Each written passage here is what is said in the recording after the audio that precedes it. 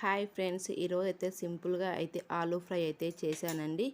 So full video చూడండి, like చేయండి, subscribe చేసుకోండి. ఫస్ట్ అయితే ఆలు ముక్కలు అండ్ ఆనియన్స్ అయితే కట్ చేసి అయితే పెట్టుకున్నానండి. ఒక ప్యాన్ పెట్టాను, అందులో 2 టేబుల్ స్పూన్ ఆయిల్ అయితే వేసానండి. ఆ తర్వాత కొంచెం జీలకర్ర వేసాను,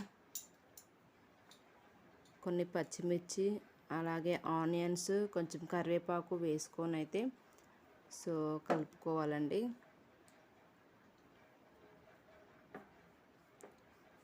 సో కలుపుకొని ముందుగా కట్ చేసి పెట్టుకున్న ఆలు ముక్కలు అయితే వేయాలండి.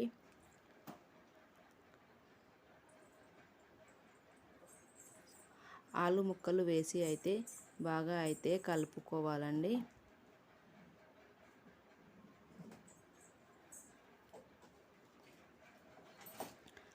కలుపుకొని ఒక 5 మినిట్స్ అయితే మూత పెట్టి అయితే ఉంచాలండి. చూస్తున్నారు కదా, ఆలు అయితే కొంచెం అయితే ఫ్రై అయితే అయినాయండి.